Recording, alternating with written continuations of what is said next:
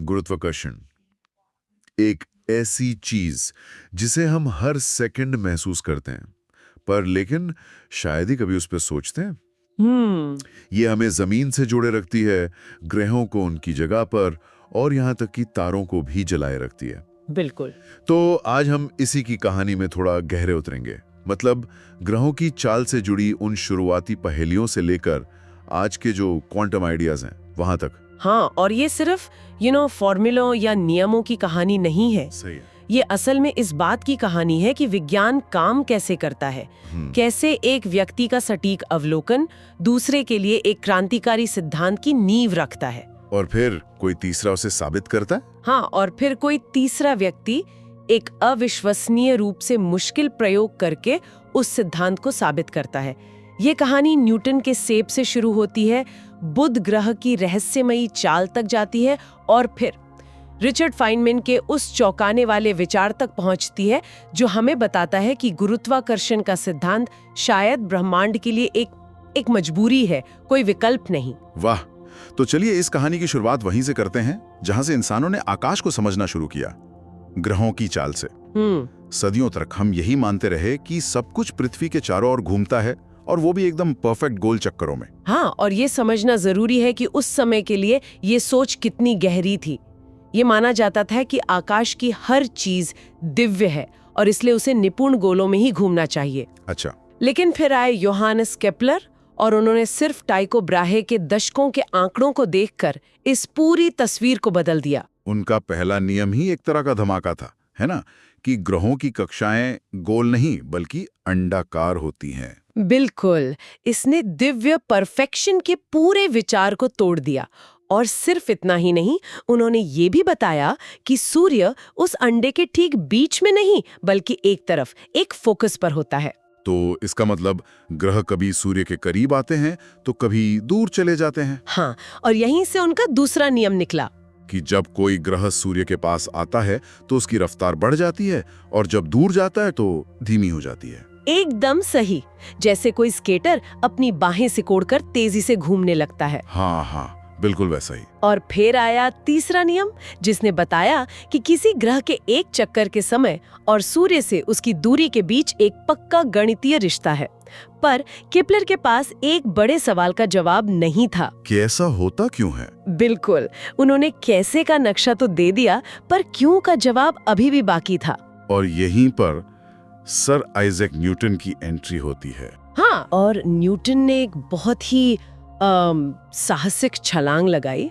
उन्होंने सोचा, क्या जो बल सेब को पेड़ से जमीन पर खींचता है वही बल चांद को पृथ्वी के चारों ओर या ग्रहों को सूर्य के चारों ओर घुमा रहा है? मतलब जो नियम एक सेब पर लागू होता है वही चांद पर भी? उस जमाने में तो ये सोचना भी पागलपन लगता होगा। हाँ, क्योंकि तब तक कोई ये नहीं मानता था कि जमीन और आसमान के नियम एक हो सकते हैं। तो उन्होंने इसे साबित कैसे किया? गणित से। उन्होंने गुरुत्वाकर्षण का अपना सार्वभौमिक नियम बनाया। हाँ। और जब उन्होंने इस एक नियम को अपने गणित में इस्तेमाल किया तो केपलर के तीनों नियम अपने आप उससे निकला। क्या बात है। मतलब अंडाकार कक्षाएं, ग्रहों की बदलती गति, ये सब एक ही सिद्धांत से। सब कुछ। ये भौतिकी के इतिहास के सबसे बड़े यूरिका पलों में से एक था। ठीक है, तो न्यूटन ने हमें समीकरण दे दिया F = gm1m2r²। लेकिन इस फॉर्मूले में एक बड़ा सवाल था। ये G मतलब गुरुत्वाकर्षण स्थिरांक, इसकी कीमत क्या है? हाँ, और ये बल इतना कमजोर है कि इसे प्रयोगशाला में मापना तो लगभग नामुमकिन लगता है। और यहीं पर हेनरी कैवेंडिश की कहानी आती है ना? हाँ, और ये विज्ञान के इतिहास के सबसे शानदार प्रयोगों में से एक है।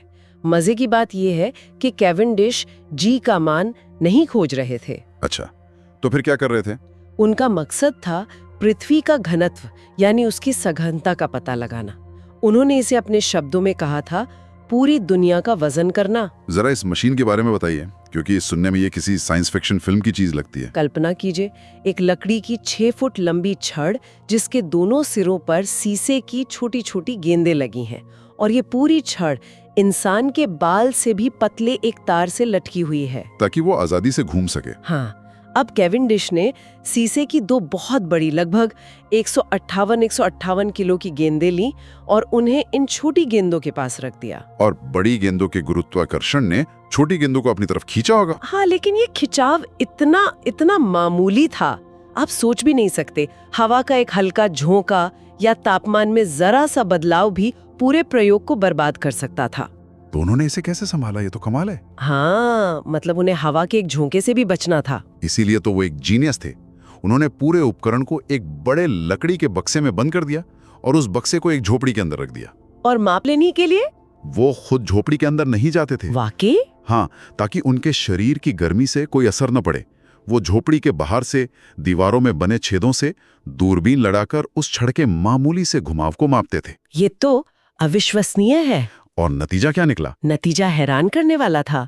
उनकी गणनाओं से पृथ्वी का जो घनत्व निकला वो आज के स्वीकृत मान के सिर्फ 1% के भीतर था। 1%? हाँ, और ये सटीकता अगले 100 सालों तक कोई और हासिल नहीं कर पाया। तो ऐसा लगता है कि न्यूटन और कैवेंडिश ने मिलकर गुरुत्वाकर्षण की कहानी पूरी कर दी। पर विज्ञान की कहानी कभी पूरी नहीं होती है ना? बिल्कुल नहीं। न्यूटन की इस खूबसूरत थ्योरी में भी कुछ दरारें थीं, और यहीं पर आइंस्टीन का आगमन होता है। तो न्यूटन के सिद्धांत में सबसे बड़ी कमी क्या थी? गुरुत्वाकर्षण की गति। न्यूटन मानते थे कि गुरुत्वाकर्षण का असर तात्कालिक होता है, मतलब तुरंत। एक मिनट, मतलब न्यूटन के हिसाब से अगर सूरज अचानक गायब हो जाए तो पृथ्वी को इसका पता उसी पल चल जाएगा।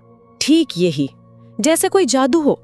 लेकिन आइंस्टीन ने कहा कि ब्रह्मांड में कोई भी चीज प्रकाश की गति से तेज नहीं चल सकती, तो गुरुत्वाकर्षण कैसे चल सकता है? तो आइंस्टीन के हिसाब से क्या होगा? आइंस्टीन ने कहा कि अगर सूरज गायब हो जाए तो पृथ्वी अपनी कक्षा में आराम से 8.5 मिनट तक घूमती रहेगी। वाह! और जब गुरुत्वाकर्षण की वो लहर हम तक पहुंचेगी, तब जाकर पृथ्वी को पता चलेगा कि कुछ गड़बड़ है। ये तो सोच को ही बदल देने वाली बात है। और दूसरा बड़ा बदलाव क्या था? गुरुत्वाकर्षण का स्रोत न्यूटन के लिए ये सिर्फ द्रव्यमान था। मास। हाँ, मास। आइंस्टीन ने कहा नहीं, गुरुत्वाकर्षण का असली स्रोत है ऊर्जा और संवेग। मतलब? सिर्फ चीजों में ही नहीं, बल्कि हर तरह की ऊर्जा में गुरुत्वाकर्षण होता है। गर्मी में, रोशनी में। हाँ। और यहाँ सबसे चौंकाने वाली बात आती है। आइंस्टीन के सिद्धांत के अनुसार गुरुत्वाकर्षण की अपनी ऊर्जा भी गुरुत्वाकर्षण पैदा करती है। एक मिनट, गुरुत्वाकर्षण खुद और गुरुत्वाकर्षण पैदा करता है? बिल्कुल, ये एक तरह का फीडबैक लूप है। इसका मतलब ये है कि सूर्य जैसी बहुत भारी चीज के पास गुरुत्वाकर्षण न्यूटन के अनुमान से थोड़ा ज्यादा शक्तिशाली होता है। ठीक है, ये सुनने में तो दिलचस्प है, पर क्या इससे कोई ऐसा फर्क पड़ता है जिसे हम वाकई देख या माप सकें? हाँ, और इसी चीज ने खगोल विज्ञान की एक सदी पुरानी पहेली को सुलझा दिया। कौन सी पहेली? बुध ग्रह की कक्षा। न्यूटन के नियमों के हिसाब से बुध को सूर्य के चारों ओर एक ही रास्ते पर बार बार घूमना चाहिए था। लेकिन खगोलविदों ने देखा था कि ऐसा नहीं हो रहा है। बुध की कक्षा हर चक्कर में थोड़ी सी घूम जाती है, जिससे हजारों सालों में एक फूल की पंखुड़ियों जैसा पैटर्न बनता है। और कोई नहीं समझा पा रहा था कि ऐसा क्यों हो रहा है। कोई नहीं। लोगों ने सोचा कि शायद वहाँ कोई अनदेखा ग्रह है, जिसका नाम उन्होंने वल्कन भी रख दिया था। वल्कन? हाँ, दशकों तक लोग उसे खोजते रहे, पर वो कभी नहीं मिला। फिर आए आइंस्टीन। जब उनके जनरल रिलेटिविटी के समीकरणों में बुध की कक्षा की गणना की गई, तो उस अतिरिक्त गुरुत्वाकर्षण को भी शामिल किया गया। और नतीजा? समीकरणों ने बुध की कक्षा के घूमने की ठीक भविष्यवाणी कर दी, एकदम सटीक। ये आइंस्टीन के सिद्धांत की पहली और सबसे बड़ी जीतों में से एक थी। वाह! आइंस्टीन ने तो जैसे गुरुत्वाकर्षण की पूरी परिभाषा ही बदल दी, एक बल से हटाकर स्पेस टाइम की ज्यामिति तक। लेकिन मैंने सुना है कि इस तक पहुंचने का एक और बिल्कुल अलग रास्ता भी है, रिचर्ड फाइनमैन का। हाँ, और ये शायद इस कहानी का सबसे आश्चर्यजनक हिस्सा है। आइंस्टीन ने बड़े पैमाने पर सोचा, ज्यामिति, स्पेस टाइम। फाइनमैन ने बिल्कुल उल्टी दिशा से शुरुआत की, क्वांटम की दुनिया से। अच्छा। क्वांटम थ्योरी हमें बताती है कि प्रकृति के बल दरअसल कणों के आदान प्रदान से पैदा होते हैं, जैसे विद्युत चुंबकत्व फोटॉन के आदान प्रदान से होता है। तो फाइनमैन ने सोचा कि गुरुत्वाकर्षण के लिए भी ऐसा ही एक कण होना चाहिए? बिल्कुल। उन्होंने गुरुत्वाकर्षण के एक काल्पनिक कण ग्रेविटॉन के विचार से शुरुआत की। उन्होंने कहा, चलो मान लेते हैं कि गुरुत्वाकर्षण एक कण ग्रेविटॉन के आदान प्रदान से होता है। अब देखते हैं कि एक तार्किक सिद्धांत बनाने के लिए इसे कैसा व्यवहार करना होगा। तो ये तो बिल्कुल अलग रास्ता है, मतलब आइंस्टाइन के रास्ते से एकदम उल्टा। हाँ, और यहीं पर चमत्कार हुआ। जब उन्होंने एक तार्किक रूप से सुसंगत सिद्धांत बनाने की कोशिश की, तो सिद्धांत ने अपनी शर्तें रखनी शुरू कर दी। कैसी शर्तें? ये पता चला कि अगर आप चाहते हैं कि आपका सिद्धांत हर हाल में काम करे तो ग्रेविटॉन को ऊर्जा के हर रूप के साथ एक जैसा व्यवहार करना ही होगा। और सबसे जरूरी बात, क्या? उसे अपनी ऊर्जा के साथ भी संपर्क करना ही होगा। यानी वही बात कि गुरुत्वाकर्षण और गुरुत्वाकर्षण पैदा करता है। ठीक वही बात। उन्हें अनिवार्य रूप से आइंस्टाइन की जनरल रिलेटिविटी की फिर से खोज करनी पड़ी। एक मिनट रुकिए, ये तो अविश्वसनीय है।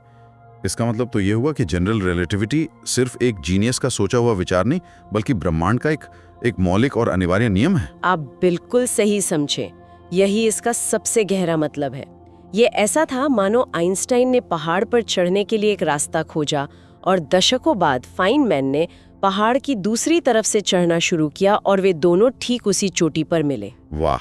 इससे पता चलता है कि ये सिद्धांत कोई इत्तेफाक नहीं है, ये लगभग अवश्यंभावी है। क्या सफर रहा है। हमने ग्रहों की चाल के सरल अवलोकनों से शुरुआत की, केपलर के साथ। हाँ, फिर न्यूटन के सार्वभौमिक नियम को समझा, कैवेंडिश के उस अविश्वसनीय प्रयोग को देखा जिसने पृथ्वी का वजन किया, फिर आइंस्टीन के साथ स्पेस टाइम के घुमाव को महसूस किया, और अंत में फाइनमैन के नजरिए से देखा कि ये सब शायद होना ही था। हाँ, हर कदम ने ब्रह्मांड को देखने का हमारा नजरिया बदल दिया।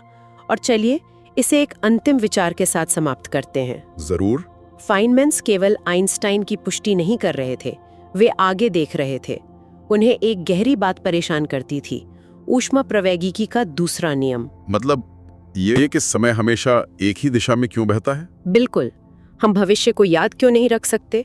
उन्हें विश्वास था कि समय की इस दिशा की उत्पत्ति ब्रह्मांडीय होनी चाहिए। उन्होंने ये सवाल उठाया कि क्वांटम मैकेनिक्स इस विचार का वर्णन कैसे कर सकता है कि अतीत में ब्रह्मांड की स्थिति कुछ विशेष थी। तो ये उस बल को जो हमें अपनी कुर्सियों पर बनाए रखता है, ब्रह्मांड की उत्पत्ति और उसकी नियति के सबसे गहरे सवालों से जोड़ता है। हाँ, एक ऐसी पहेली जिसे हम आज भी सुलझाने में लगे हुए हैं।